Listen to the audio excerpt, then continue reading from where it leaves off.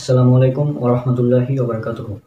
বিখ্যাত একজন ফরাসি বিজ্ঞানী জ্যাক ভি কোস্টা, তার নাম হয়তো অবশ্যই অনেকে শুনেছেন। তিনি একজন সমুদ্র বিজ্ঞানী। সমুদ্রের ভিতর পানি রিসার্চ বিষয়ে তিনি প্রসিদ্ধ ছিলেন।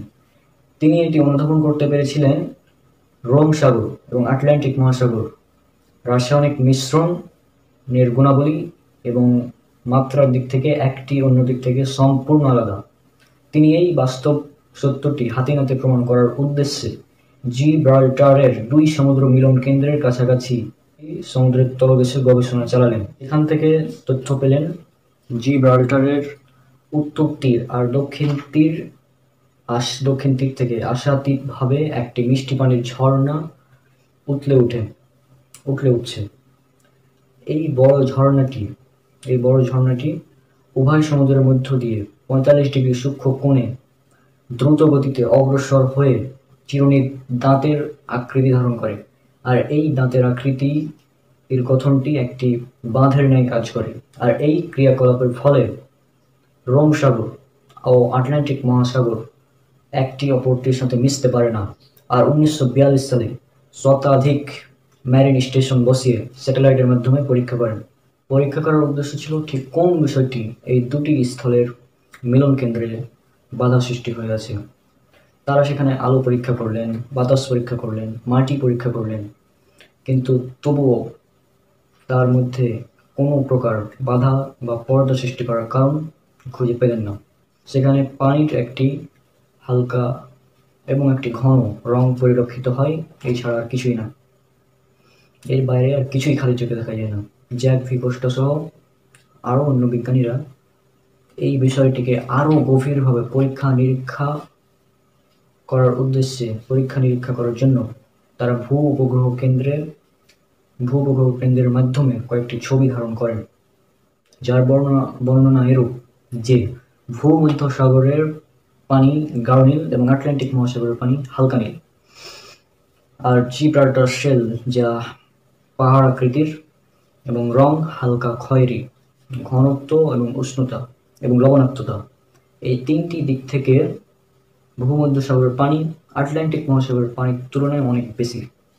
আরও একটি মজার বিষয় হলো ১,০০০ মিটার গভীর পর্যন্ত, উপর থেকে ১,০০০ মিটার গভীর পর্যন্ত এই রং এবং উপরোক্ত বৈশিষ্ট্যের কোনো পরিবর্তন সাধিত হয়নি। যদিও এই দুইয়ের মাঝে রয়েছে প্রচণ্ড ঢেউ, প্রবল খরস্রোতা এবং উত্তাল তরঙ্গ, তবুও তারা মিশ্রিত হয় না। একবার চিন্তা করুন, তারা একসাথে মেশে কিন্তু একে অন্যকে অতিক্রম করতে পারে না। পানি সম্পর্কে গবেষণা করতে গিয়ে জ্যাক ভি কোস্টা তার পুরো জীবনই পার করে দিয়েছেন। একটা সময় পর জ্যাক ভি কোস্টার সাথে পরিচয় হলো এক মুসলিম বিজ্ঞানীর। তাদের সাথে আলোচনাকালে জ্যাক ভি কোস্টা যখন তার থিওরি উপস্থাপন করলেন, তখন মুসলিম বিজ্ঞানী তাদের বললেন যে আপনি তো এটা এখন গবেষণা করছেন, আপনার এই তথ্যটি এবং আপনার এই গবেষণার ফলাফলটি আমি শত শত বছর আগের পুরনো একটি বইয়ে দেখাতে পারি, সেখানে স্পষ্টভাবে উল্লেখ করা আছে। এবং জ্যাক ভি কোস্টা এটা শোনার পর তো অবাক। তিনি কৌতূহলবশত জানতে চাইলেন। তখন তাকে পবিত্র কোরআনের দুটি আয়াত দেখানো হলো, যার প্রথম আয়াতটি হচ্ছে সূরা রহমান, অর্থাৎ ৫৫ নম্বর সূরার ১৯ এবং ২০ নম্বর আয়াত, যেখানে বলা হচ্ছে তিনি দুই সমুদ্রকে প্রভাবিত করেন যারা পরস্পর মিলিত হয়, উভয়ের মধ্যে রয়েছে আড়াল যা তার অতিক্রম করতে পারে না। এবং এর পরের আয়াতটি হলো সূরা নামল ২৭ নম্বর সূরার ৬১ নম্বর আয়াত, সেখানে বলা হয়েছে বরং আল্লাহ পৃথিবীকে বসবাসযোগ্য করেছেন এবং সেখানে প্রবাহিত করেছেন নদী নালা এবং দুই সমুদ্রের মাঝে সৃষ্টি করেছেন এক অন্তরায়। এবং এই দুটি ছাড়াও আরও একটি আয়াত রয়েছে, সেটা হচ্ছে পবিত্র কোরআনের ২৫ নম্বর সূরা ফুরকানের ৫৩ নম্বর আয়াত, যেখানে বলা হয়েছে আল্লাহ দুই সমুদ্রকে একত্রে প্রবাহিত করেছেন, যার একটি মিষ্টি পানি এবং অপরটি হচ্ছে লোনা এবং ক্ষার বিশিষ্ট পানি। এবং এই দুইয়ের মাঝে তিনি সৃষ্টি করেছেন এক অন্তরায়, এক অনতিক্রম্য ব্যবধান। এবং পবিত্র কোরআনের আয়াতগুলো দেখার পর জ্যাক ভি কোস্টা স্তম্ভিত হয়ে যান। তিনি তখন বুঝতে পারেন যে এটা কে বলতে পারে, এটা সেই বলতে পারে যে এটার স্রষ্টা, অর্থাৎ আমাদের সৃষ্টিকর্তা। তিনি এই দুটো আয়াত দেখেই তার স্রষ্টাকে চিনে যান এবং তিনি তখনই তৎক্ষণাৎ সেখানে ইসলাম গ্রহণ করেন। সেই মুসলিম বিজ্ঞানীর কাছে। এমন অনেকেই পবিত্র কোরআনের এমন অনেক হাজার হাজার বৈজ্ঞানিক ব্যাখ্যা আছে, যেগুলো ইনশাল্লাহ পরের এপিসোডগুলোতে আমি আলোচনা করব। তো আজকের ভিডিও পর্যন্তই। আসসালামু আলাইকুম ওয়া রাহমাতুল্লাহি ওয়া বারাকাতুহু। পৃথিবী থেকে বের হয়েছেন 25 বছর বয়সে এবং মহাকাশে থেকেছেন 40 বছর, তাহলে +25 = 65 বছর। কিন্তু না, টাইম ডাইলেশনের অঙ্কটি করা হয় t=t0/√1 - v²/c²। c হলো আলোর বেগ এবং v ওই ব্যক্তির বেগ।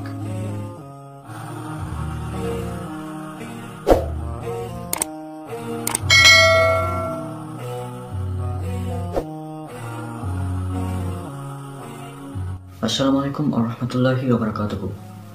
আজকের আলোচনার বিষয় টাইম ডাইলেশন বা রিলেটিভিটি অফ টাইম, অর্থাৎ সময়ের আপেক্ষিকতা। সময় যে একটি আপেক্ষিক ধারণা, সেটাই হলো আজকের আলোচনার মূল বিষয়। প্রথমে বলি আপেক্ষিকতা জিনিসটা কি। কোনো বিষয় অন্য কোনো কিছু সাপেক্ষে বিবেচিত হবার নামই হলো আপেক্ষিকতা। সাধারণভাবে আমরা মনে করি আমাদের এখানে 5 মিনিট সমান মহাকাশেও সেই 5 মিনিট একই পরিমাণ সময়, আমাদের এখানে 5 মিনিট, আমেরিকাতে সেই 5 মিনিট একই পরিমাণ সময়। কিন্তু না, সময় ভর এবং গতিবেগের উপর নির্ভরশীল।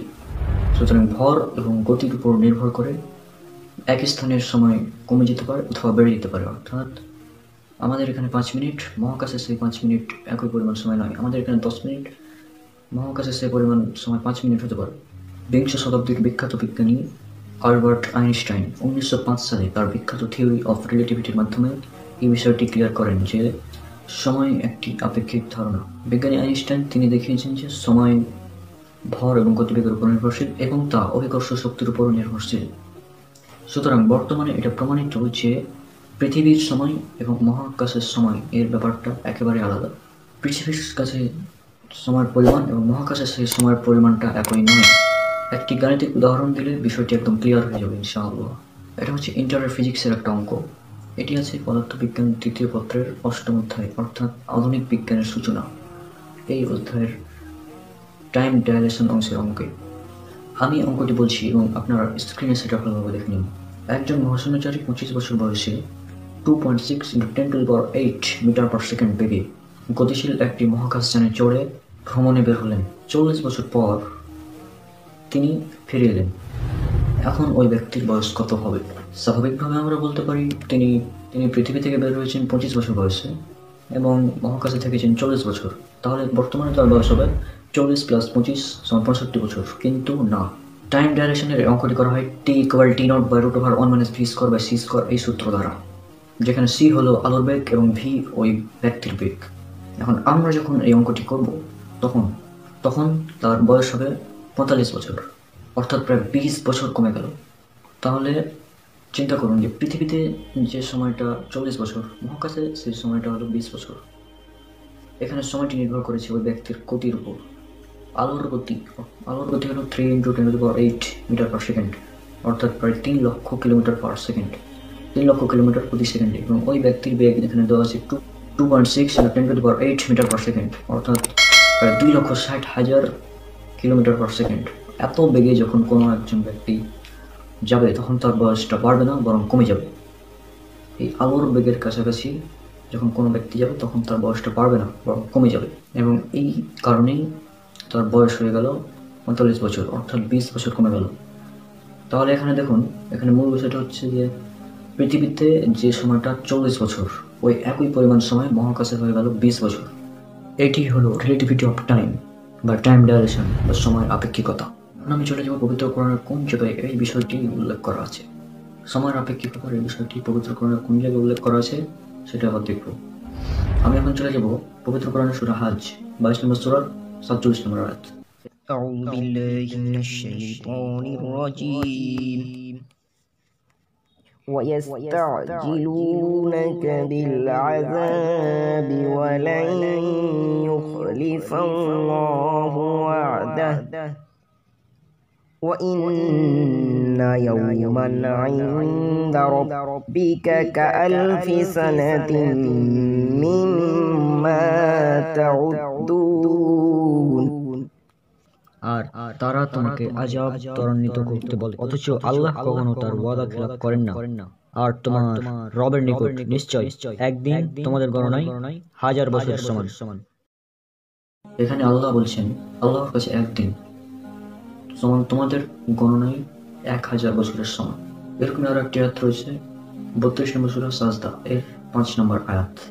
يدبر الأمر من السماء إلى الأرض ثم يعرج إليه في يوم كان مقداره ألف سنة مما تعدون।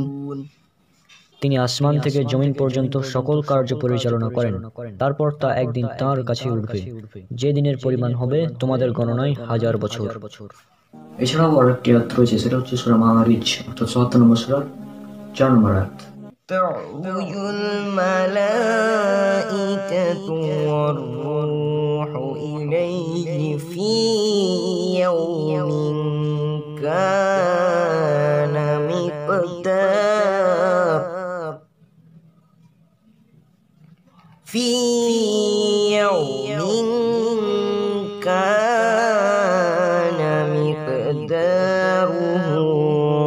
50 ألف سنة। ফেরেশতাগণ এবং রূহ এমন একদিনে আল্লাহর নিকট পৌঁছাবে যার পরিমাণ হবে 50,000 বছর। এখন ওই অঙ্কটির দিকে লক্ষ্য করেন, যেখানে ওই ব্যক্তিটি পৃথিবী থেকে বের হলো 25 বছর বয়সে, মহাকাশে থাকলো 40 বছর, পৃথিবীতে ফিরে এসে তার বয়স হলো 45 বছর, যেখানে তার বয়স হওয়ার কথা ছিল 65 বছর, কিন্তু তা না হয়ে তার বয়স হলো 45 বছর, অর্থাৎ 20 বছরের ব্যবধান। অর্থাৎ পৃথিবীতে 40 বছর সমান মহাকাশে 20 বছর। এই বিষয়টি হচ্ছে আল্লাহর কাছে একদিন সমান আমাদের কাছে 1000 বছর অথবা 50,000 বছর, অর্থাৎ সময় পরিবেশ ও পরিস্থিতি অনুসারে পরিবর্তনশীল। এটি হলো সময়ের আপেক্ষিকতা বা টাইম ডায়ালেশন বা রিলেটিভিটি অফ টাইম। তাহলে চিন্তা করুন, যে বিষয়টি 1905 সালে বিজ্ঞানী আইনস্টাইনের হাত ধরে প্রমাণিত হলো যে সময় একটি আপেক্ষিক ধারণা, সেই বিষয়টি পবিত্র কোরআনে আজ থেকে প্রায় 1500 বছর আগে কি বলতে পারে? এটা তিনিই বলতে পারেন যিনি এই মহাবিশ্বের স্রষ্টা, আল্লাহ তাআলা, মহান রব্বুল আলামিন। তিনি এই কথা বলতে পারেন। অর্থাৎ আল্লাহ তাআলা জানেন সময় একটি আপেক্ষিক বিষয়, তাই তিনি তার পবিত্র কোরআনে সেটি বলে দিয়েছেন। এই জন্যই আল্লাহ পবিত্র কোরআনে বলেন সূরা হামিম সাজদা বা ফুসসিলাত সূরা নম্বর 41 আয়াত নম্বর 53, বিশ্বজগতে এবং তাদের নিজেদের মধ্যে আমি আমার নিদর্শনাবলী দেখাবো, যাতে তাদের কাছে স্পষ্ট হয়ে যায় যে এই কোরআন সত্য। তোমার রবের জন্য এটাই যথেষ্ট নয় কি যে তিনি সকল বিষয়ে সাক্ষী? ইনশাআল্লাহ পবিত্র কোরআন আধুনিক বিজ্ঞান সিরিজ এর আরো অনেক পর্ব আছে। ততক্ষণ পর্যন্ত আল্লাহ তাআলা সবাইকে সুস্থ রাখুন। আসসালামু আলাইকুম ওয়া রাহমাতুল্লাহি ওয়া বারাকাতুহু। أعوذ بالله من الشيطان الرجيم. سنريهم آياتنا في الآفاق وفي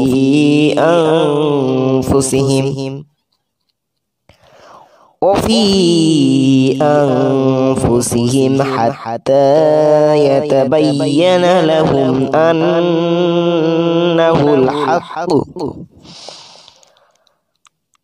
أولم يكفي بربك أنه على كل شيء شهيد.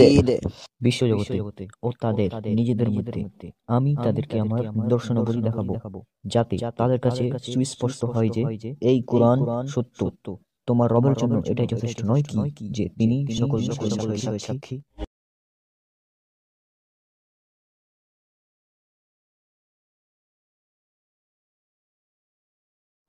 আজকের আলোচনার বিষয় হলো ব্ল্যাক হোল সম্পর্কে।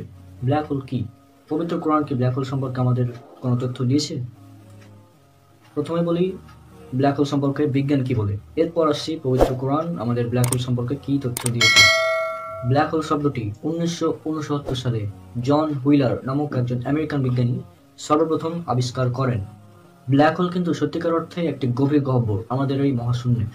এই ব্ল্যাক হোল মহাবিশ্বের অস্তিত্ব ও প্রকৃতি বিষয়ক একটি বহুল প্রচলিত ধারণা। অষ্টাদশ শতাব্দীতে প্রথম তৎকালীন মহাকর্ষের ধারণার ভিত্তিতে কৃষ্ণ বিবরের অস্তিত্বের বিষয়টি উদ্ভাবিত হয়। এই ধারণা অনুযায়ী ব্ল্যাক হোল বা কৃষ্ণ গহ্বর মহাবিশ্বের এমন একটি বস্তু যা এত ঘন সন্নিবিষ্ট বা অতি ক্ষুদ্র আয়তনে, এর ভর এত বেশি যে এর মহাকর্ষীয় শক্তি কোনো কিছুকেই নিজের ভেতর থেকে বের হতে দেয় না, এমনকি তড়িৎ চৌম্বকীয় বিকিরণ অর্থাৎ আলোকেও বের হতে দেয় না। প্রকৃতপক্ষে এই স্থানে সাধারণ মহাকর্ষীয় বলের মান এত বেশি হয় যে এটি মহাবিশ্বের অন্য সকল বলকে অতিক্রম করে ফেলে, ফলে এর ভেতর থেকে কোনো কিছুই পালাতে পারে না, এমনকি আলো পর্যন্ত এর ভেতর থেকে বের হতে পারে না। সাধারণ ভাষায় প্রচণ্ড মহাকর্ষের ফলে একটি তারকা বা তারা চুপসে গিয়ে, অর্থাৎ একটি তারার মৃত্যু ঘটলে এই ব্ল্যাক হোল বা কৃষ্ণ গহ্বর এর সৃষ্টি হয়। আমাদের এই বিশ্বব্রহ্মাণ্ডে বা এই মহাবিশ্বে ব্ল্যাক হোলের মাধ্যাকর্ষণ শক্তি এবং মহাকর্ষ শক্তি সবচেয়ে বেশি। এখন এখানে তারার মৃত্যু বলতে একটি তারা যখন ধ্বংস হয়ে যায়, অর্থাৎ আমরা জানি মহাবিশ্বে সব কিছুরই একটা সৃষ্টি এবং ধ্বংস আছে, তো এই তারা যখন ধ্বংস হয়ে যায় তখন এই ব্ল্যাক হোলের সৃষ্টি হয়। তারার ধ্বংস হয়ে যাওয়ার কারণেই এই ব্ল্যাক হোলের সৃষ্টি হয়। সাধারণ কথাই, তারার মৃত্যু ঘটলে ব্ল্যাক হোলের সৃষ্টি হয়।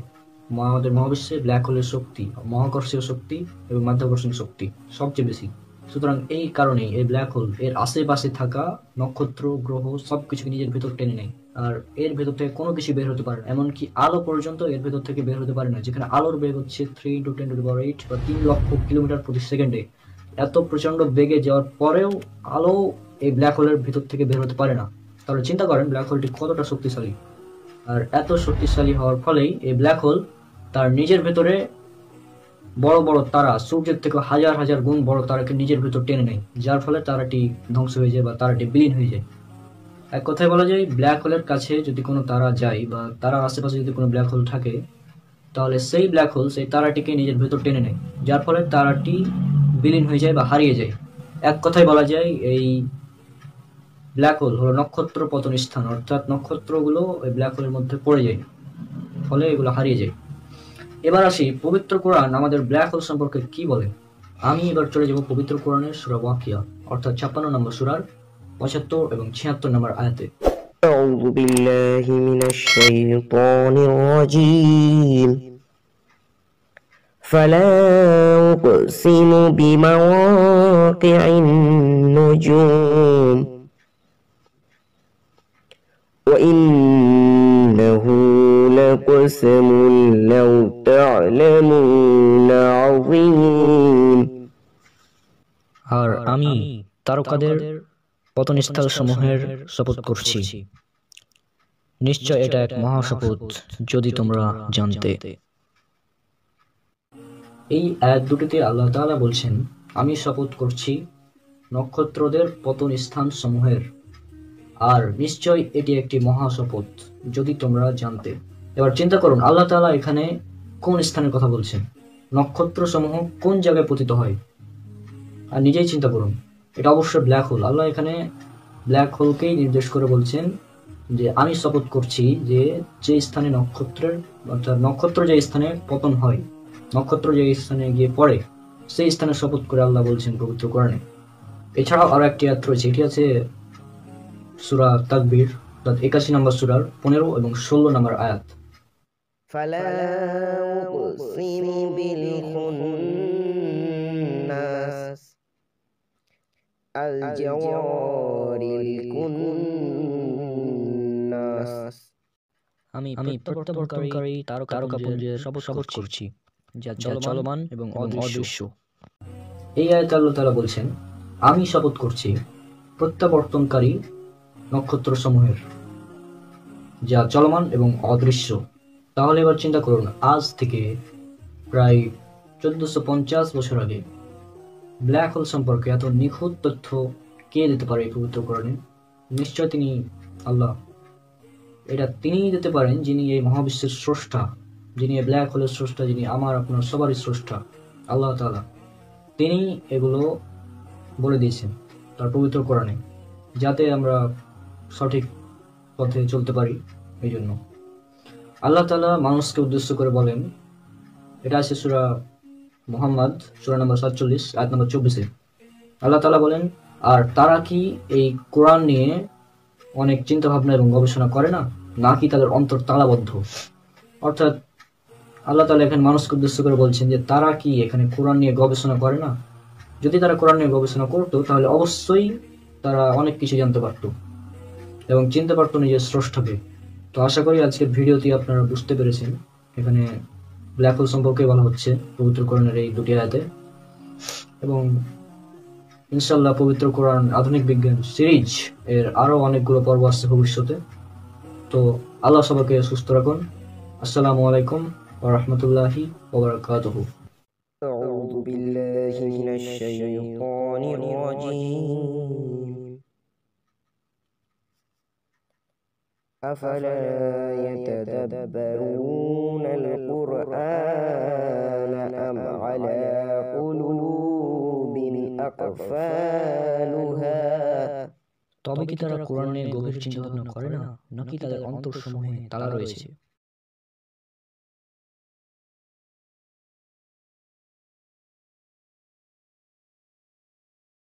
আসসালামু আলাইকুম ওয়া রাহমাতুল্লাহি ওয়া বারাকাতুহু। আজকে পবিত্র কোরআন থেকে একটি অলৌকিক গাণিতিক হিসাব আপনাদের সামনে দেখাবো। সেটা হচ্ছে সূরা কাহাফ এর 25 নম্বর আয়াতে, অর্থাৎ সূরা কাহাফ 18 নম্বর সূরার 25 নম্বর আয়াত। সেখানে আল্লাহ তাআলা বলছেন, তারা তাদের গড়ে ছিল 300 বছর আরো 9 বছর। একবার চিন্তা করেন, আল্লাহ এখানে কিন্তু সরাসরি বলেনি তারা 309 বছর ছিল, আল্লাহ বলেছেন তারা ছিল 300 বছর 9 বছর। অর্থাৎ এখানে 300 এবং 309। এখন আমরা জানি সৌর বছরে 1 সৌর বছর সমান 365.2422 দিন, আবার 1 চন্দ্র বছর সমান 354.604 দিন। তো আমরা এটা সবাই জানি যে চন্দ্র বছর এবং সৌর বছরের একটা ডিফারেন্স থাকে। আর এখানে যে ব্যাপারটা যেহেতু 300 বছরের, সেজন্য আল্লাহ তাআলা এখানে স্পষ্টভাবে বলে দিয়েছেন যে তারা সেখানে ছিল 300 বছর এবং 9 বছর। অর্থাৎ একটা হচ্ছে 300 বছর আর একটা হচ্ছে 309 বছর। সৌর বছরে 300 বছর, চন্দ্র বছরে 309 বছর। আর এই ব্যাপারটা যখন আমরা দিনে কনভার্ট করব তখন বিষয়টা একদম সমান হয়ে যাবে। তো যদি আমরা সৌর বছরকে দিনে নিয়ে আসি, তাহলে সৌর বছরে 300 দ্বারা গুণ করবো, তাহলে 300 গুণিত 365.2422 দিন সমান 1,09,572 দিন। আবার যখন আমরা চন্দ্র বছরে করবো, চন্দ্র বছরের ক্ষেত্রে 309 গুণিত 354.604 দিন, তাহলে আমরা পাবো সমান 1,09,572 দিন। অর্থাৎ সৌর বছরে 300 বছর, কিন্তু 1,09,572 দিন। চন্দ্র বছরে 309 বছর, কিন্তু 1,09,572 দিন, অর্থাৎ এখানে সমান। তাহলে আল্লাহ এখানে সরাসরি এই জন্যই বলেননি, কারণ একটা চন্দ্র বছর এবং একটা সৌর বছর, এই বিষয়টা আল্লাহ বোঝানোর জন্যই সেখানে বলেছেন তারা সেখানে ছিল 300 বছর আরও 9 বছর। সরাসরি কিন্তু 309 না বলে তারা সেখানে ছিল 300 বছর 300 বছর এবং আরও 9 বছর। তাহলে আমাদের হিসাবটা ক্লিয়ার, 300 বছর ও 309 বছর। তাহলে চিন্তা করেন, আজ থেকে 1,500 বছর আগে এত নিখুঁত গাণিতিক প্যাটার্নে একটা গ্রন্থ রচনা কে করতে পারে? এটা তিনিই করেন, যিনি আমাদের স্রষ্টা আল্লাহ তাআলা। আমাদের সবার উচিত ইসলাম সম্পর্কে আরও বেশি বেশি জানা, কোরআনে রিসার্চ করা। পবিত্র কোরআনে এমন হাজার হাজার অলৌকিক তথ্য আছে, ইনশাআল্লাহ আগামী পর্বগুলোতে আমি আলোচনা করব। আসসালামু আলাইকুম ওয়া রাহমাতুল্লাহি ওয়া বারাকাতুহু।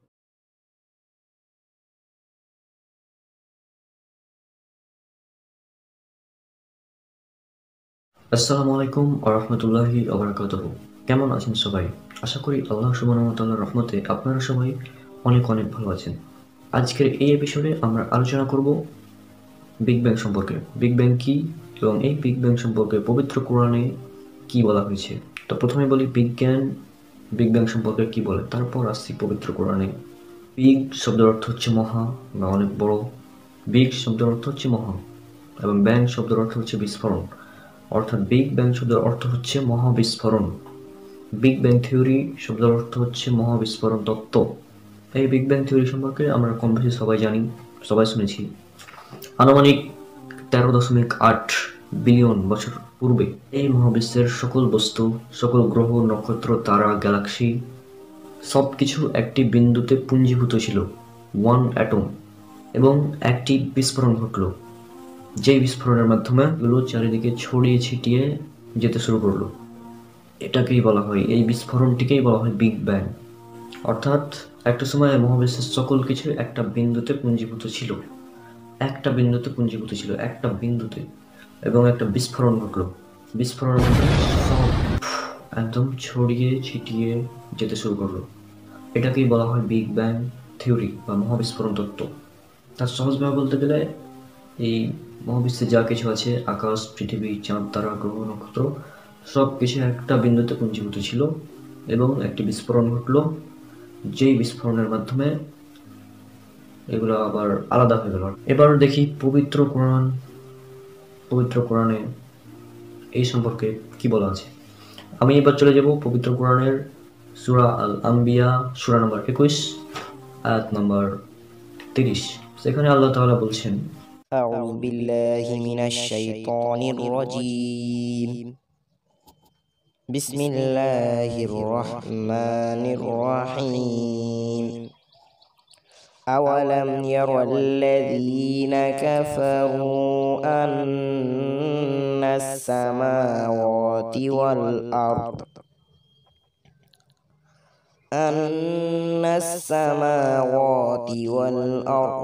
كانتا رتقا ففتقناهما وجعلنا من الماء كل شيء حي أفلا يؤمنون অবিশ্বাসীরা কি ভেবে দেখে না যে আকাশ ও পৃথিবী ওতপ্রোতভাবে মিশেছিল, অতঃপর আমি উভয়কে পৃথক করে দিলাম এবং প্রাণবন্ত সমস্ত কিছু সৃষ্টি করলাম পানি থেকে, এরপরেও কি তার ঈমান আনবে না? এখানে প্রথম অংশটা দেখুন, আল্লাহ তাআলা বলছেন এখানে আকাশ ও পৃথিবী, অর্থাৎ আকাশ ও পৃথিবী বলতে এখানে সমস্ত কিছুকে বোঝানো হয়েছে মহাবিশ্বের। আল্লাহ তাআলা বলছেন আকাশ ও পৃথিবী সমস্ত কিছু একদম ওতপ্রোতভাবে মিশেছিল, অর্থাৎ সাথে ছিল তারা। বিজ্ঞানের ভাষায় যেটাকে বলা হচ্ছে ওয়ান অ্যাটম বা একটি বিন্দুর মধ্যে পুঞ্জীভূত ছিল, সে কথাটা আল্লাহ এখানে বলছেন ওতপ্রোতভাবে মিশেছিল। এরপর আল্লাহ তাআলা বলছেন আমি উভয়কে পৃথক করে দিলাম, অর্থাৎ আল্লাহ সুবহানাহু ওয়া তাআলা এই যে ওতপ্রোতভাবে এরা মিশেছিল এদেরকে পৃথক করে দিলেন। এই পৃথক করে দেওয়া, যেটাকে বিজ্ঞান আজ বলছে বিগ ব্যাং অর্থাৎ মহাবিস্ফোরণ, যে বিস্ফোরণের মাধ্যমে এই সব কিছু আলাদা হয়েছে, গ্যালাক্সি একে অপরের থেকে আলাদা হয়েছে। এবং আয়াতের শেষের অংশে আল্লাহ তাআলা বলছেন প্রাণবন্ত সমস্ত কিছু সৃষ্টি করলাম পানি থেকে। এটা এর পরের এপিসোড, জীবন সৃষ্টিতে পানির ভূমিকা, পবিত্র কোরআন আধুনিক বিজ্ঞান পর্ব 6, সেখানে দেখতে পাবেন ইনশাআল্লাহ। সেখানে এই আয়াতের ব্যাখ্যা এবং বিজ্ঞানের যে ব্যাখ্যা রয়েছে সেটা হুবহু সেম। আগামী পর্বে আপনারা সেটা দেখতে পাবেন ইনশাআল্লাহ। তো আজকে যেটা বিষয় ছিল বিগ ব্যাং, অর্থাৎ এই আয়াতের প্রথম অংশ, আকাশ ও পৃথিবী একত্রে মিশে ছিল, অতঃপর আল্লাহ সুবহানাহু ওয়া তাআলা উহাকে পৃথক করে দিলেন। অর্থাৎ আজ থেকে 13.8 বিলিয়ন বছর মহাবিশ্বের সমস্ত কিছু একত্রে মিশে ছিল, অতঃপর একটা মহাবিস্ফোরণের মাধ্যমে সেগুলো পৃথক হয়ে যায়। তাহলে আপনারা বুঝতেই পারছেন যে এখানে সূরা আম্বিয়া 21 নম্বর সূরা 30 নম্বর আয়াতে আল্লাহ তাআলা বলছেন বিগ ব্যাং সম্পর্কে। এই বিগ ব্যাং সম্পর্কে এখানে বলা হচ্ছে, স্পষ্ট আপনারা সেটা দেখতে পাচ্ছেন। আর এখানে আল্লাহ তাআলা স্পেশালি অবিশ্বাসী, অর্থাৎ যারা মুসলমান নয়, যারা আল্লাহর প্রতি ঈমান আনেনি এখনো, তাদেরকে উদ্দেশ্য করে বলছেন যে অবিশ্বাসীরা কি ভেবে দেখে না যে আকাশ ও পৃথিবী ওতপ্রোতভাবে মিশেছিল, অতঃপর আল্লাহ সুবহানাহু ওয়া তাআলা উভয়কে পৃথক করে দিলেন এবং প্রাণবন্ত সমস্ত কিছু সৃষ্টি করলেন পানি থেকে, এর পরেও কি তারা ঈমান আনবে না? অর্থাৎ অবিশ্বাসীদেরকে বলা হচ্ছে এর পরেও, এটা জানার পরেও কি তারা ঈমান আনবে না? এত বড় একটা সত্য। বিগ ব্যাং থিওরি আজ সারা বিজ্ঞান মহলে স্বীকৃত একটি বিষয়, সবাই এই থিওরিকে মেনে নিয়েছে একদম। পরেও এই জন্য আল্লাহ তাআলা বলছেন, এটা জানার পরেও যে আল্লাহ তাআলা এত বড় একটা সত্য জানিয়ে দিলেন, তারপরেও কি তারা ঈমান আনবে না? এখন চিন্তা করুন, এই বিগ ব্যাং থিওরি আবিষ্কার হয়েছে কত বছর আগে, হয়তো 100 বছর, 200 বছর, বা যাই হোক এরকম। আমরা তো জানি স্টিফেন হকিং বিজ্ঞানের মাধ্যমে এই থিওরির সূচনাটা হয়, এবং 1973 সালে এক বিজ্ঞানী এটার জন্য নোবেল পুরস্কারও পান এই থিওরির জন্য। তাহলে যেই সত্যটা আমরা আধুনিক প্রযুক্তির সাহায্যে জানতে পারলাম কিছুদিন আগে, সেই তথ্যটা পবিত্র কোরআন আজ থেকে প্রায় ১,৫০০ বছর পূর্বে, প্রায় ১৪৫০ বছর আগে পবিত্র কোরআনে কে বলতে পারে? এটা তিনিই বলতে পারেন যিনি এই মহাবিশ্বের স্রষ্টা, যিনি এই বিগ ব্যাং এর বিস্ফোরণটা ঘটিয়েছেন। তিনিই জানেন। যেহেতু তিনি জানেন, সেহেতু তিনি তার গ্রন্থ পবিত্র কোরআনে সেটি লিখে দিয়েছেন যাতে মানুষ হেদায়েত পায়। ডক্টর মিলার তিনি বলেছিলেন, যারা বলে পবিত্র কোরআন মুহাম্মদ সাল্লাল্লাহু আলাইহি ওয়াসাল্লাম এর নিজ হাতে রচনা করা বই, তাদের জন্য এই একটি আয়াতই যথেষ্ট। তাদের দাবি যে মিথ্যা, এটা প্রমাণ করার জন্য এই একটি আয়াতই যথেষ্ট। কারণ বিগ ব্যাং থিওরির মতন এত বড় একটা সত্য মুহাম্মদ সাল্লাল্লাহু আলাইহি ওয়াসাল্লামের পক্ষে বলা কখনোই সম্ভব নয়। তিনি এই জন্য বলেছেন কারণ আল্লাহ সুবহানাহু ওয়া তাআলা তাকে নির্দেশ দিয়েছেন, অর্থাৎ পবিত্র কোরআন তার কথা নয়। পবিত্র কোরআন মুহাম্মদ সাল্লাল্লাহু আলাইহি ওয়াসাল্লামের লেখা কোনো বই নয়। পবিত্র কোরআন হচ্ছে মহান আল্লাহ তাআলার পাঠানো কিতাব। এই একটি আয়াতই যথেষ্ট তাদের মুখে আঙ্গুল দিয়ে প্রমাণ করে দেওয়ার জন্য যে এই পবিত্র কোরআন একমাত্র আল্লাহ সুবহানাহু ওয়া তাআলার কাছ থেকে এসেছে। তাহলে আজকের এপিসোডের মাধ্যমে আমরা জানতে পারলাম বিগ ব্যাং থিওরির মতন এত বড় একটা থিওরি পবিত্র কোরআনে আল্লাহ তাআলা আগেই বলে দিয়েছেন। এছাড়াও বিজ্ঞানের হাজারো নিদর্শন রয়েছে পবিত্র কোরআনে। আমরা মুসলিমরা কোরআনকে বিজ্ঞান দিয়ে যাচাই করি না, বরং আমরা বিজ্ঞানকে যাচাই করি পবিত্র কোরআন দিয়ে। পবিত্র কোরআনের সাথে যেটা মিলে আমরা সেটা বিজ্ঞানের সেই বিষয়টা মানি, যেটা মিলে না সেটা আমরা মানি না। কারণ আমরা বিশ্বাস করি আল্লাহ সুবহানাহু ওয়া তাআলা এটা পাঠিয়েছেন এই গ্রন্থ, আর এই গ্রন্থে কোনো ভুল নাই, কোনো ভুল নাই এই গ্রন্থে। পবিত্র কোরআন নির্ভুল একটা গ্রন্থ, যেটা আল্লাহ তাআলা বলেছেন পবিত্র কোরআনের ২ নম্বর সূরার ২ নম্বর আয়াত, অর্থাৎ সূরা বাকারার ২য় আয়াতে বলেছেন এই ذلك الكتاب لا ريب فيه هدى للمتقين।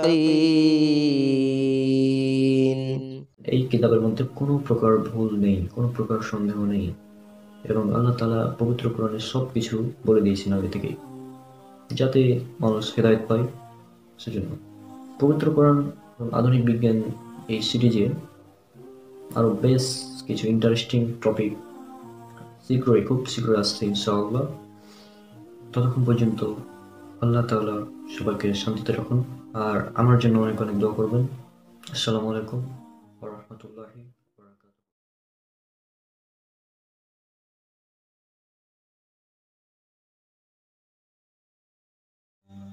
আসসালামু আলাইকুম ওয়া রাহমাতুল্লাহি ওয়া বারাকাতুহু।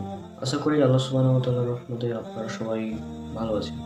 এর আগের এপিসোডে আমি বলেছিলাম আয়াতের শেষের অংশে আল্লাহ তাআলা বলছেন প্রাণবন্ত সমস্ত কিছু সৃষ্টি করলাম পানি থেকে। এটা এর পরের এপিসোড জীবন সৃষ্টিতে পানির ভূমিকা, পবিত্র কোরআন আধুনিক বিজ্ঞান পর্ব ৬, সেখানে দেখতে হবে ইনশাআল্লাহ। সেখানে এই আয়াতের ব্যাখ্যা এবং বিজ্ঞানের যে ব্যাখ্যা রয়েছে সেটা হুবহু সেম। আগামী পর্বে আপনারা সেটা দেখতে পাবেন ইনশাআল্লাহ। জীবন সৃষ্টিতে পানির গুরুত্ব বা ভূমিকা, বা জীবনের জন্য পানির অপরিহার্যতা, এই বিষয় নিয়ে আজকে আলোচনা। আমরা জানি জীবদেহ গঠিত হয় কোষ দ্বারা। জীবদের গঠন এবং কার্যকারী একককে বলা হয় কোষ। আর এই কোষ বিভিন্ন উপাদান, বিভিন্ন অঙ্গাণু দিয়ে তৈরি। এই কোষের বিভিন্ন অঙ্গাণুর মধ্যে একটি অন্যতম অঙ্গাণু হচ্ছে সাইটোপ্লাজম। আর সাইটোপ্লাজম হচ্ছে কোষের বেশিরভাগ অংশ জুড়ে অবস্থিত স্বচ্ছ সমসত্ব জেলির মতো পদার্থ। এটা হচ্ছে সাইটোপ্লাজম। কোষের বেশিরভাগ অংশ জুড়ে এই সাইটোপ্লাজম অবস্থিত। আর এই সাইটোপ্লাজমের ৮০% হচ্ছে পানি। সাইটোপ্লাজমে বিভিন্ন পদার্থ রয়েছে, তার মধ্যে ৮০% হচ্ছে পানি, 80%। ১৮৬২ সালের বিজ্ঞানী রুডলফ ভন কলিকর সর্বপ্রথম এই সাইটোপ্লাজম শব্দটি ব্যবহার করেন। আর যদি আমরা আমাদের মানুষের দিকে দেখি, পরিণত অবস্থায় মানব দেহে কোষের সংখ্যা হচ্ছে ৩৭.২ ট্রিলিয়ন। চিন্তা করতে পারেন, ৩৭.২ ট্রিলিয়ন একটা মানুষের কোষের সংখ্যা, অর্থাৎ ৩৭.২ ট্রিলিয়ন কোষ দ্বারা একটি মানুষ তৈরি হয়। প্রতিটি কোষেই রয়েছে সাইটোপ্লাজম, আর সাইটোপ্লাজমের ৮০% হচ্ছে পানি। এছাড়াও আমরা ছোটবেলা থেকে শুনে আসি পানির অপর নাম জীবন, ইত্যাদি বিভিন্ন কথা। মূলত আজকের আধুনিক বিজ্ঞান আমাদের বলছে পানি ছাড়া জীবন কল্পনা করা অসম্ভব। অর্থাৎ যেখানে পানি নাই সেখানে জীবন থাকার সম্ভাবনাও নাই। এটা আজকের বিজ্ঞান আমাদের বলছে। আর গত পর্বে যেটা বলেছিলাম, আল্লাহ তাআলার পবিত্র কোরআনের সেই আয়াত সূরা আম্বিয়া 21 নম্বর সূরা আয়াত নম্বর 30, সেখানে আল্লাহ তাআলা বলেছেন, অবিশ্বাসীরা কি ভেবে দেখে না আকাশমণ্ডলী এবং পৃথিবী ওতপ্রোতভাবে মিশেছিল, অতঃপর আমি উহাকে পৃথক করে দিলাম এবং প্রাণবন্ত সমস্ত কিছু সৃষ্টি করলাম পানি থেকে, এরপরেও কি তারা ঈমান আনবে না? এই যে এরপরেও কি তারা ঈমান আনবে না? আল্লাহ তাআলা বলছেন তিনি প্রাণবন্ত সমস্ত কিছু সৃষ্টি করেছেন পানি থেকে। আজকের বিজ্ঞান আমাদের বলছে পানি ছাড়া জীবন অসম্ভব, হতেই পারে না। তাহলে এর পরেও কি বলবেন পবিত্র কোরআন আল্লাহ তাআলার বাণী নয়? বিগ ব্যাং থিওরির মতো প্রতিষ্ঠিত একটি থিওরি, সেটাও পবিত্র কোরআনে আল্লাহ আগে থেকেই বলে দিয়েছেন।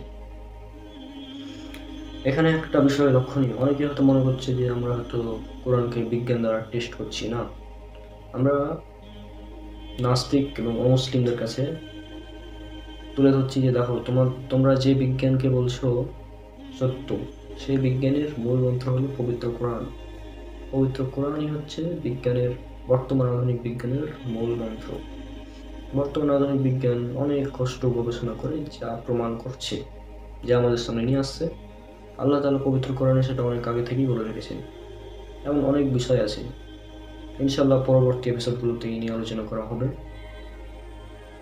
ততক্ষণ পর্যন্ত আল্লাহ তাআলা সবাইকে সুস্থ রাখুন। আসসালামু আলাইকুম ওয়া রাহমাতুল্লাহি ওয়া বারাকাতুহু। আসসালামু আলাইকুম ওয়া রাহমাতুল্লাহি ওয়া বারাকাতুহু। আশা করি আল্লাহ সুবহানাহু ওয়া তাআলার রহমতে আপনারা সবাই অনেক অনেক ভালো আছেন। আজকে পবিত্র কোরআনের একটি অলৌকিক বৈজ্ঞানিক বিষয় নিয়ে আলোচনা করা হবে।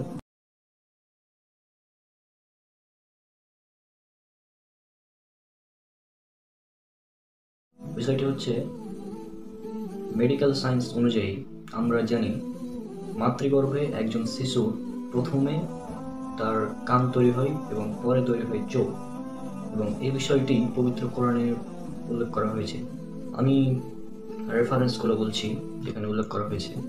প্রথমে উল্লেখ আছে সূরা মুমিনুন সূরা নম্বর 23 আয়াত নম্বর 78, আর উল্লেখ আছে সূরা মুলক সূরা নম্বর 67 আয়াত নম্বর 23, এছাড়া উল্লেখ আছে সূরা নাহল সূরা নম্বর 16 আয়াত নম্বর 78, আর উল্লেখ আছে সূরা সাজদা সূরা নম্বর 32 আয়াত নম্বর 9, আর উল্লেখ আছে সূরা আনাম সূরা নম্বর 6 আয়াত নম্বর 46, এছাড়া আছে সূরা দাহর বা সূরা ইনসান সূরা নম্বর 76 আয়াত নম্বর 2, উল্লেখ করা আছে সূরা বনী ইসরাইল বা সূরা ইসরা সূরা নম্বর 17 আয়াত নম্বর 36, আর উল্লেখ আছে সূরা ফুসিলাত বা হামিম সাজদা সূরা নম্বর 41 আয়াত নম্বর 20, উল্লেখ করা আছে সূরা হাজ সূরা নম্বর 22 আয়াত নম্বর 46, আর উল্লেখ আছে সূরা আহকাফ সূরা নম্বর 46 আয়াত নম্বর 26।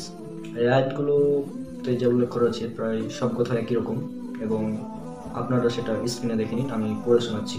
আয়াতগুলোতে যেসব শব্দ ব্যবহার করা হয়েছে সেগুলো হচ্ছে আল্লাহ তাআলা সৃষ্টি করেছেন কান, চোখ, অথবা উল্লেখ করা আছে আল্লাহ তাআলা তোমাদেরকে দিয়েছেন শ্রবণ শক্তি এবং দৃষ্টি শক্তি। ক্লিয়ার? তাহলে এবার আয়াতগুলো পড়ে শোনাচ্ছি, দুটো আয়াত পড়ে শোনাচ্ছি। এবং আল্লাহ তোমাদেরকে নির্গত করেছেন মাতৃগর্ভ থেকে এমন অবস্থায় যে তোমরা কিছুই জানতে না। তিনি তোমাদের দিয়েছেন শ্রবণ শক্তি, তিনি তোমাদের দিয়েছেন শ্রবণ শক্তি, দৃষ্টি শক্তি ও হৃদয়, যাতে তোমরা কৃতজ্ঞতা প্রকাশ করতে পারো। আর তিনি তোমাদের জন্য কান, চোখ ও অন্তরসমূহ সৃষ্টি করেছেন। এখানে একটা বিষয় লক্ষণীয়, আল্লাহ তাআলা যেখানেই বলেছেন যে তিনি সৃষ্টি করেছেন, সেখানে তিনি বলেছেন কান, চোখ এবং অন্তর, অর্থাৎ আগে কান, তারপরে চোখ, তারপরে অন্তর। আপনি যদি কোনো সাধারণ মানুষকে জিজ্ঞাসা করেন তাহলে সে আপনাকে বলবে মায়ের পেটে তার প্রথমে চোখ তৈরি হয়, তারপরে কান। এটা সাধারণ মানুষ বলবে আপনাকে। কিন্তু মেডিকেল সায়েন্স, বর্তমান আধুনিক বিজ্ঞান অনুযায়ী আমরা জানি মাতৃগর্ভে একজন শিশুর প্রথমে কান তৈরি হয় এবং তারপরে তৈরি হয় চোখ। আর এই বিষয়টি আল্লাহ পবিত্র কোরআনে বহু জায়গায় উল্লেখ করে দিয়েছেন। তিনি বলে দিয়েছেন তিনি সৃষ্টি করেছেন কান, চোখ, কান, চোখ, যেখানে দেখবেন আগে কান পরে চোখ। যেসব আয়াতগুলোতে আল্লাহ তাআলা অঙ্গের কাজের কথা উল্লেখ করেছেন, অর্থাৎ অঙ্গ সমূহের কাজ, সেখানে তিনি আগে চোখ পরে কান। যেমন এটা উল্লেখ আছে সূরা আরাফ সূরা নম্বর 7 আয়াত নম্বর 179, উল্লেখ করা আছে আর অবশ্যই আমি সৃষ্টি করেছি জাহান্নামের জন্য বহু জিন ও মানুষকে। তাদের রয়েছে অন্তর, তা দ্বারা তা বুঝে না। তাদের রয়েছে চোখ, তা দ্বারা তারা দেখে না। এবং তাদের রয়েছে কান, তা দ্বারা তারা শুনে না। তারা চতুষ্পদ জন্তুর মতো, বরং তারা অধিক পথভ্রষ্ট। তারাই হচ্ছে গাফেল। এই আয়াতে আল্লাহ তাআলা অঙ্গের কাজের কথা বলছেন, এই অঙ্গগুলোর কাজ। আর যেখানে আল্লাহ তাআলা বলছেন অঙ্গ সৃষ্টি, সেখানে আল্লাহ আগে বলেছেন কান, তারপরে চোখ। একটা বিষয় ক্লিয়ার, আল্লাহ তাআলা যেখানে বলেছেন অঙ্গের সৃষ্টির কথা, সেখানে বলেছেন কান, চোখ, শ্রবণ শক্তি, দৃষ্টিশক্তি। এবং যেখানে বলেছেন অঙ্গের কাজ, সেখানে তিনি আগে বলেছেন তাদের আছে চোখ, তারপরে কান। অঙ্গের কাজের কথা যদি আসে, তাহলে আমরা জানি চোখের কাজ কি। চোখের কাজ হচ্ছে দেখা, এবং কানের কাজ হচ্ছে শোনা। আমরা জানি আলোর বেগ হচ্ছে 3 লক্ষ কিলোমিটার পার সেকেন্ড, এবং শব্দের বেগ তুলনামূলকভাবে কম, বিভিন্ন মাধ্যমে বিভিন্ন রকম। তো বিষয়টি হচ্ছে যে শব্দের বেগের তুলনায় আলোর বেগ বেশি, সুতরাং আপনি কোনো শব্দ শোনার চেয়ে আগে দেখতে পাবেন, অর্থাৎ চোখের কাজটা হচ্ছে আগে। সেই জন্য আল্লাহ তাআলা এখানে বলছেন আগে চোখের কথা। যেখানে আল্লাহ তাআলা অঙ্গের কাজের কথা বলছেন, সেখানে বলছেন আগে চোখ। আর যেখানে আল্লাহ তাআলা বলছেন অঙ্গ সৃষ্টির কথা, আল্লাহ তাআলা যেখানে বলছেন আমি সৃষ্টি করেছি, সেখানে বলছেন আগে কান, তারপরে চোখ। তাহলে চিন্তা করুন, আজ থেকে 1500 বছর আগে কেউ কি এটা জানতো যে আলোর বেগ শব্দের বেগের তুলনায় বেশি, অর্থাৎ আগে দেখা যায় তারপর শোনা যায়? কেউ কি জানতো এটা যে মাতৃগর্ভে আগে তৈরি হয় কান, তারপর চোখ? এটা আজ থেকে 1500 বছর আগে কেউ জানতো না। পবিত্র কোরআন আল্লাহ সুবহানাহু ওয়া তাআলার বাণী, এই জন্যই এটা সম্ভব হয়েছে। আল্লাহ তাআলা তার পবিত্র গ্রন্থে মানুষকে জানানোর উদ্দেশ্যে বলে দিয়েছেন, এবং আল্লাহ তাআলা বলেছেন নিশ্চয় বিশ্বাসীদের জন্য নিদর্শন রয়েছে পৃথিবীতে এবং তোমাদের নিজেদের মধ্যেও। এটা উল্লেখ করে সূরা জারিয়াত 51 নম্বর সূরার 20 এবং 21 নম্বর আয়াতে। পবিত্র কোরআনে এমন আরো অনেক অলৌকিক বিষয় উল্লেখ করা আছে। ইনশাআল্লাহ আগামী পর্বগুলোতে সেগুলো নিয়ে হাজির হব। আল্লাহ তাআলা সবাইকে শান্তিতে রাখুন। আসসালামু আলাইকুম ওয়া রাহমাতুল্লাহি ওয়া বারাকাতুহু।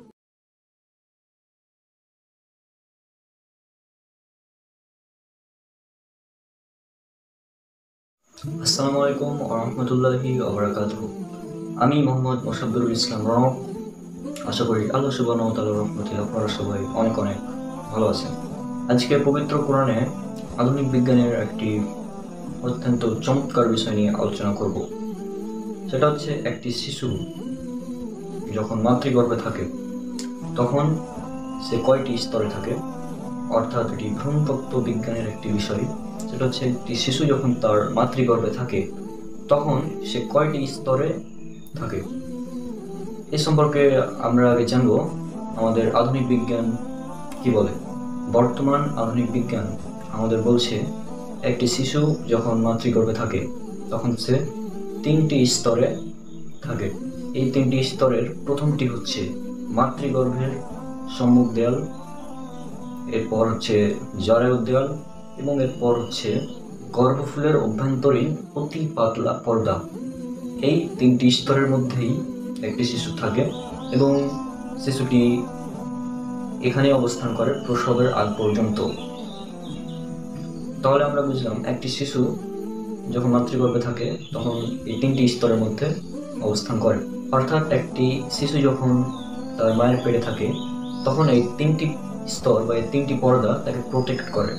আচ্ছা, এবার দেখি আমাদের পবিত্র কোরআনে আল্লাহ তাআলা এই সম্পর্কে কি বলছেন। আল্লাহ সুবহানাহু ওয়া তাআলা পবিত্র কোরআনে বলছেন, এটা উল্লেখ করা আছে সূরা জুমা সূরা নম্বর 39 আয়াত নম্বর 6। এখানে আল্লাহ তাআলা স্পষ্টভাবে বলছেন, তিনি তোমাদেরকে তোমাদের মায়ের পেটে 3 স্তরের অন্ধকারের মাঝে ধাপে ধাপে সৃষ্টি করেন। ত্রিবিধ অন্ধকারের বা 3 স্তরের অন্ধকারের মাঝে ধাপে ধাপে সৃষ্টি করেন। এটা আল্লাহ সুবহানাহু ওয়া তাআলা আমাদের স্পষ্টভাবে বলছেন। তাহলে আমরা যেটা দেখতে পেলাম, পবিত্র কোরআন এবং আধুনিক বিজ্ঞান এখানে সেম।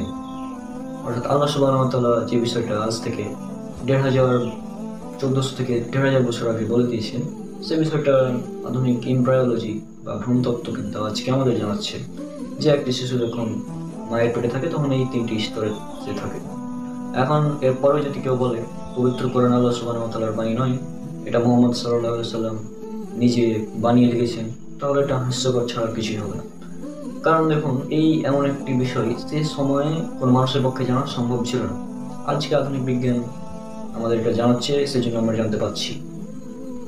আর এই সম্পর্কে পবিত্র কোরআনে আল্লাহ সুবহানাহু ওয়া তাআলা আগেই বলে দিয়েছেন, দিস ইজ মিরাকেল।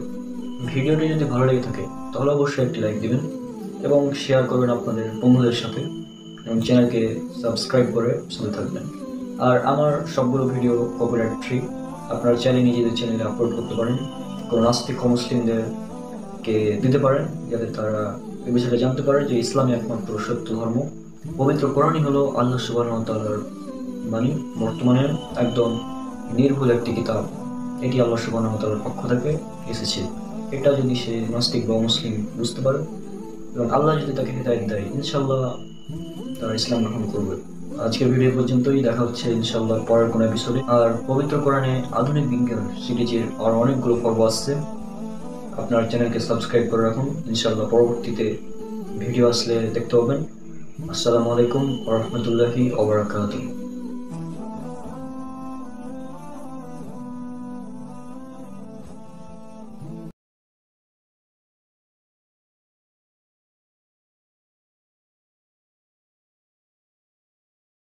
আসসালামু আলাইকুম ওয়া রাহমাতুল্লাহি ওয়া বারাকাতুহু। আমি মোহাম্মদ মুসাব্বিরুল ইসলাম রনক। আশা করি আল্লাহ সুবহানাহু ওয়া তাআলার রহমতে আপনারা সবাই অনেক অনেক ভালো আছেন। আজকে পবিত্র কোরআনের আরও একটি চমৎকার বিষয় নিয়ে হাজির হয়েছি।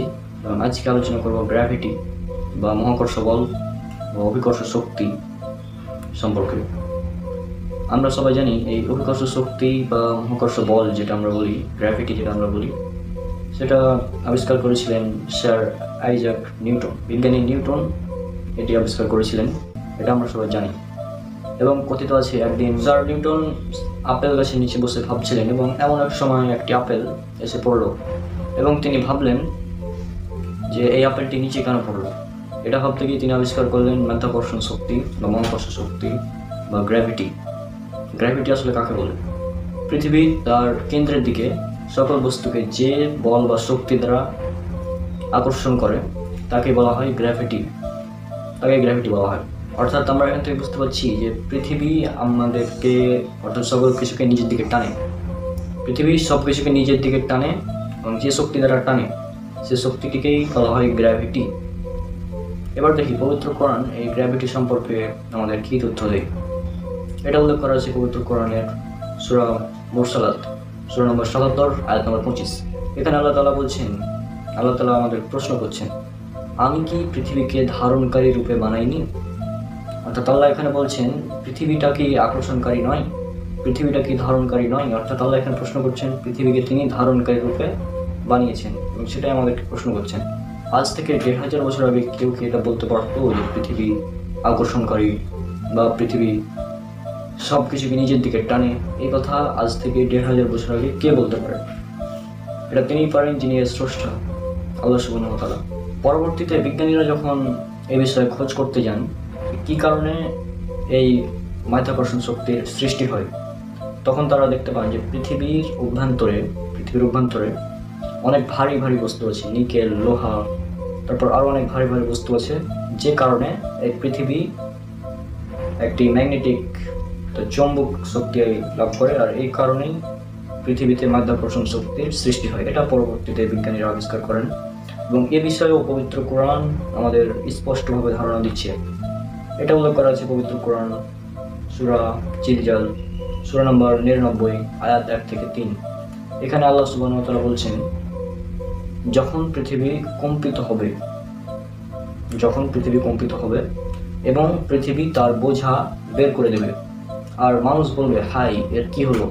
অর্থাৎ এই আয়াত থেকে বোঝা যাচ্ছে পৃথিবীর ভিতরে অনেকগুলো বোঝা আছে এবং এই বোঝাগুলো কিয়ামতের দিন যখন পৃথিবী কম্পিত হবে তখন বের করে দেবে এবং পৃথিবী তখন হয়ে যাবে মাধ্যাকর্ষণহীন। আরও উল্লেখ আছে সূরা ইনশিকাক, সূরা নম্বর ৮৪, আয়াত নম্বর ৩ এবং ৪। এখানে আল্লাহ তাআলা বলছেন, যখন পৃথিবীকে সম্প্রসারিত করা হবে তখন পৃথিবী তার ভেতরে যা আছে তা বের করে দেবে, নিক্ষেপ করবে। এখান থেকে বোঝা যাচ্ছে পৃথিবীর ভেতরে অনেক বড় একটা বোঝা আছে, এবং এই বোঝাগুলো নিকেল, লোহা ইত্যাদি, যেগুলো বিজ্ঞানীরা আবিষ্কার করেছেন পরবর্তীতে। এখন আপনাদের কাছে প্রশ্ন, এই তথ্যগুলো আজ থেকে ১,৫০০ বছর আগে কে দিতে পারে? কে দিতে পারে? আল্লাহ সুবহানাহু ওয়া তাআলা ছাড়া এই তথ্য দেওয়া কারোর পক্ষে সম্ভব নয়। কারণ পবিত্র কোরআন নাজিল হয়েছে এমন এক সময় যখন বিজ্ঞানের মানুষ কিছুই জানতো না। এমন সময় পবিত্র কোরআন নাজিল করা হয়েছিল। আল্লাহ যেহেতু আমাদের সৃষ্টিকর্তা, এই মহাবিশ্বের সমস্ত কিছু সৃষ্টিকর্তা, সুতরাং তিনি জানেন বিষয়গুলো। আর এই কারণেই আল্লাহ তাআলা আমাদেরকে জানিয়ে দিয়েছেন তার পবিত্র কোরআনের মাধ্যমে। তাহলে এই মাধ্যাকর্ষণ শক্তি এখন থেকে ১,০০,০০০ বছর আগে ছিল, ১,৫০০ বছর আগে ছিল, এখনো আছে এবং কিয়ামতের আগ পর্যন্ত থাকবে। তাহলে এই মাধ্যাকর্ষণ শক্তি সম্পর্কে তখন কেউ জানতো না। যখন স্যার নিউটন এটা আবিষ্কার করলেন তখন মানুষ জানতে পারলো, এবং পবিত্র কোরআনের এই সূরা মুরসালাত ৭৭ নম্বর সূরার ২৫ নম্বর আয়াত যেটা বলছে মাধ্যাকর্ষণ শক্তি সম্পর্কে, সে সম্পর্কে আমরা জানতে পারলাম। তাহলে বিষয়টা হলো পবিত্র কোরআন আল্লাহ সুবহানাহু ওয়া তাআলার বাণী, এবং এটা আমরা মুসলিমরা বিশ্বাস করি মনে প্রাণে, এবং যারা অমুসলিম আছে তাদেরকে বিশ্বাস করানোর জন্য এই যুক্তিগুলো দিতে হয়। আর যতগুলো ভিডিও আছে এই পবিত্র কোরআন আধুনিক বিজ্ঞান সিরিজে যতগুলো ভিডিও আছে সবগুলো ভিডিও দেখতে থাকুন। পবিত্র কোরআনে বিজ্ঞান সম্পর্কে যতগুলো আয়াত আছে সবগুলো এই সিরিজের মাধ্যমে উপস্থাপন করবো ইনশাআল্লাহ। আল্লাহ সবাইকে শান্তিতে রাখুন। আসসালামু আলাইকুম ওয়া রাহমাতুল্লাহি ওয়া বারাকাতুহু।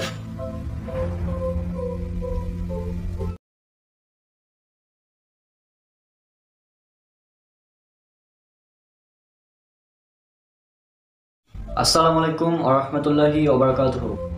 আমি মোহাম্মদ মুসাব্বিরুল ইসলাম রনক। আশা করি আল্লাহ সুবহানাহু ওয়া তাআলার রহমতে আপনারা সবাই অনেক অনেক ভালো আছেন। আজকে পবিত্র কোরআন এবং আধুনিক বিজ্ঞান এই সিরিজের ১০ম পর্ব। আজকে পবিত্র কোরআনের আধুনিক বিজ্ঞানের একটি অত্যন্ত ইন্টারেস্টিং এবং গুরুত্বপূর্ণ বিষয় নিয়ে আলোচনা করব। আজকে ভিডিওটি আপনারা সবাই মনোযোগ সহকারে সম্পূর্ণ দেখবেন, কারণ যদি সম্পূর্ণ ভিডিওটি মনোযোগ সহকারে না দেখেন তাহলে কিন্তু বুঝতে পারবেন না। তো আজকে আলোচনা করব ডাইনোসর সম্পর্কে। ডাইনোসর সম্পর্কে পবিত্র কোরআন আমাদের কী তথ্য দিচ্ছে। তো প্রথমে আপনাদের জানতে হবে এই জন্য ডাইনোসর আসলে কী, এবং এই ডাইনোসর কীভাবে মৃত্যুবরণ করেছিল, ডাইনোসর কীভাবে ধ্বংস হয়েছিল, এই বিষয়টা আপনাদের জানা অত্যন্ত জরুরি। ডাইনোসর এই শব্দটি সর্বপ্রথম রিচার্ড ওন নামক একজন বিজ্ঞানী 1842 সালে আবিষ্কার করেন, বা ডাইনোসর নামটি তিনি উপস্থাপন করেন। এই ডাইনোসর শব্দটি দুটি শব্দের সমন্বয়ে গঠিত। একটা হচ্ছে ডেনিয়াস, যার অর্থ হচ্ছে বৃহদাকার সামথিং বা অনেক বড় কিছু, এবং আরেকটা হচ্ছে সোর্স, যার অর্থ হচ্ছে লিজার্ড বা রেপটাইল জাতীয় কিছু, এই জাতীয় কিছু মানে প্রাণী।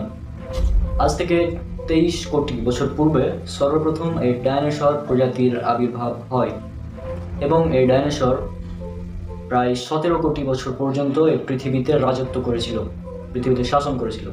এখন যেমন আমরা মানুষেরা পৃথিবীকে শাসন করছি, অর্থাৎ মানুষ হচ্ছে পৃথিবীর সমস্ত প্রাণীদের উপর নেতৃত্ব লাভ করেছে, সেরকমই আজ থেকে প্রায় 23 কোটি বছর পূর্বে ডাইনোসর এই পৃথিবীতে রাজত্ব করত, এবং তারা প্রায় 17 কোটি বছর পর্যন্ত রাজত্ব করেছিল। এবং এই ডাইনোসর অনেক বৃহদাকার একটি মানে প্রাণী ছিল, এবং এর আয়তন যদি আপনারা চিন্তা করেন, এর যে দৈর্ঘ্য এর যে দৈর্ঘ্য ছিল সেটা ছিল 190 ফুট দৈর্ঘ্য, এবং এর যে উচ্চতা ছিল সে উচ্চতা ছিল প্রায় 40 ফুট বা 4 তলা বিল্ডিংয়ের সমান।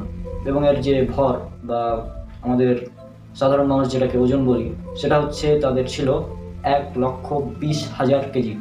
চিন্তা করেন, অনেক বড় এবং অনেক শক্তিশালী একটি প্রাণী ছিল এই ডাইনোসর। আর এই ডাইনোসর পৃথিবীতে আসলে কি করতো?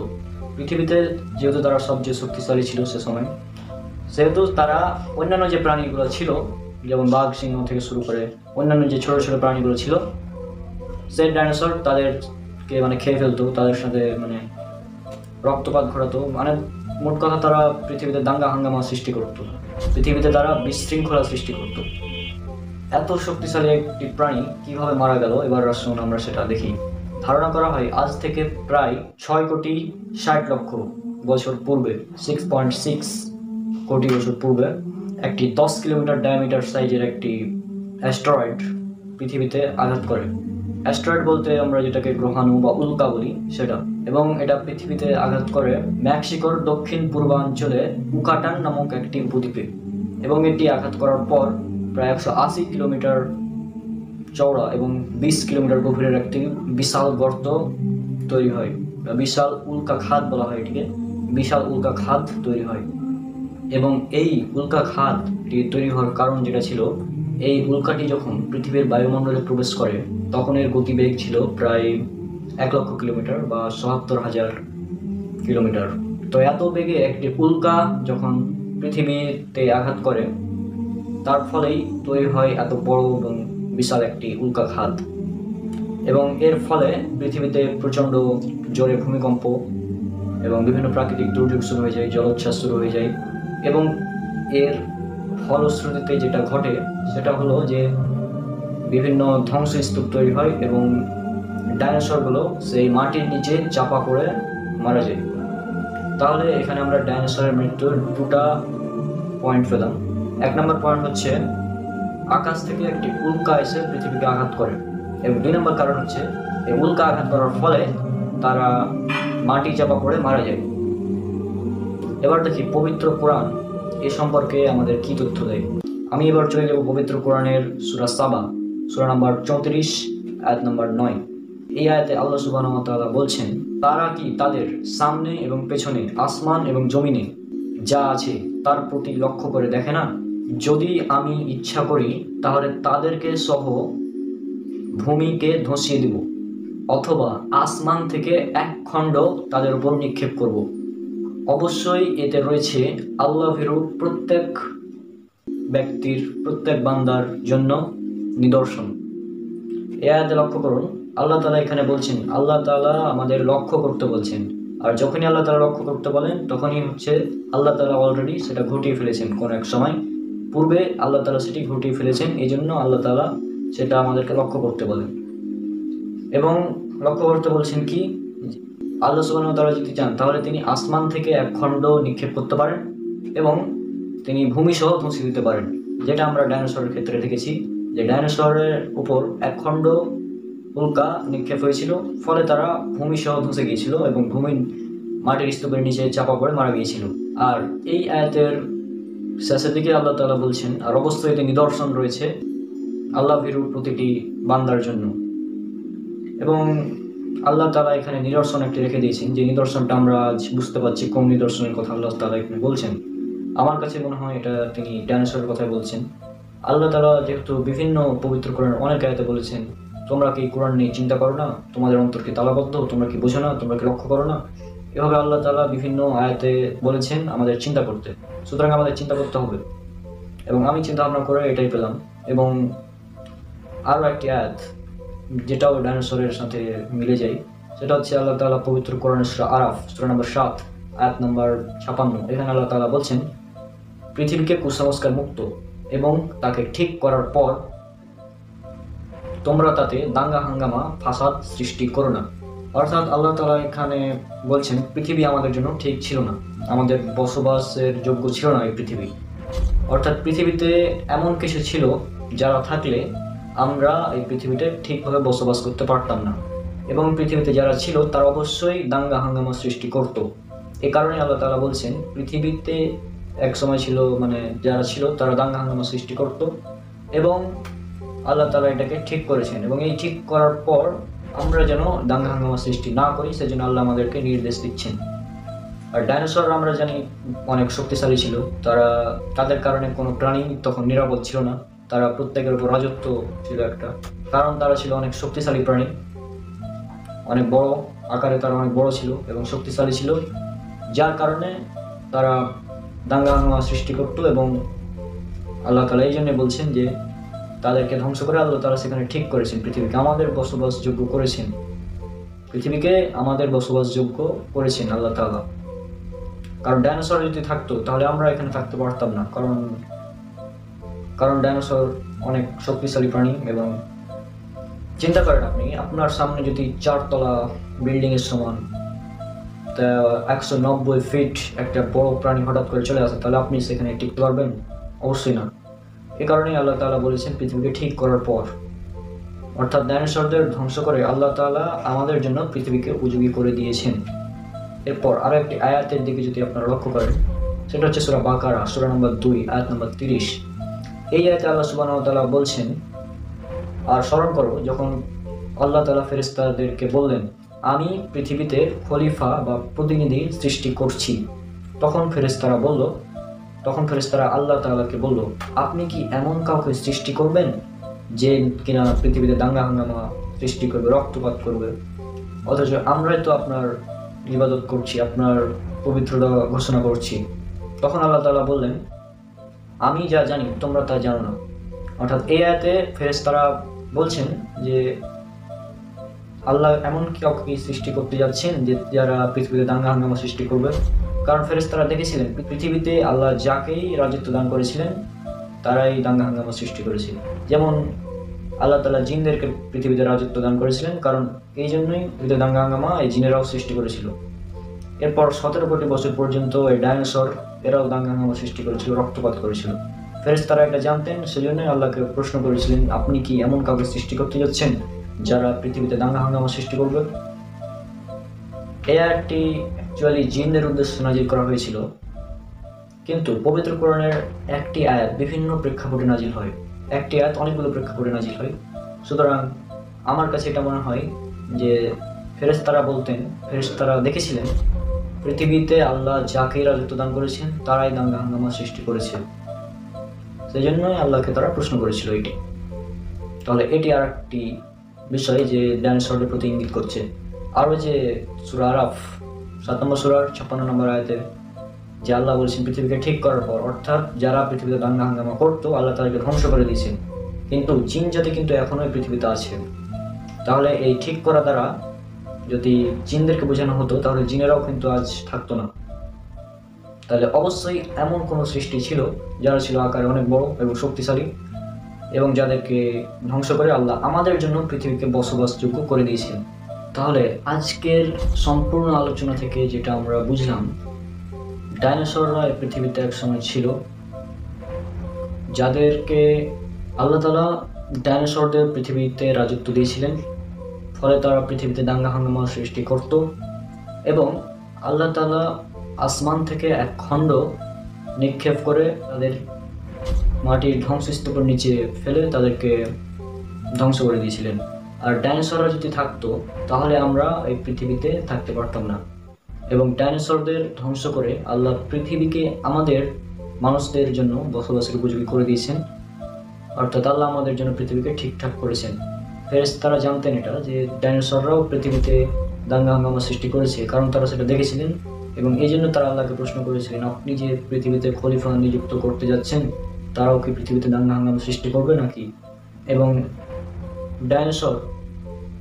ডাইনোসরের যে ফসিল, অর্থাৎ ডাইনোসর যে কঙ্কালগুলো, সেগুলো আমরা আজকাল দেখতে পাচ্ছি, এবং এটা দ্বারা এটাই বোঝা যায় যে ডাইনোসর পৃথিবীতে একসময় ছিল, এবং পবিত্র কোরআনে সেটা ইঙ্গিত দেওয়া আছে। ডাইনোসরের তো কয়েকদিন আগে মানুষ আবিষ্কার করলো, কিন্তু পবিত্র কোরআন সেটা 1400 বছর আগেই বলে দিয়েছে। তাই আসুন আমরা পবিত্র কোরআন নিয়ে গবেষণা করি এবং ইসলামকে মেনে চলার চেষ্টা করি। তো আশা করি আপনারা কিছুটা হলেও ধারণা পেয়েছেন এই ডাইনোসর সম্পর্কে পবিত্র কোরআনে কি বলা হয়েছে, এবং এটা গবেষণার ফলাফল।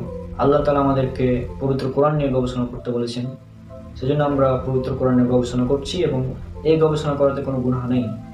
আল্লাহ আমাদেরকে যেহেতু গবেষণা করতে বলেছেন আমরা গবেষণা করছি। আর আপনারাও পবিত্র কোরআন নিয়ে গবেষণা করুন, ইনশাল্লাহ অনেক কিছু জানতে পারবেন।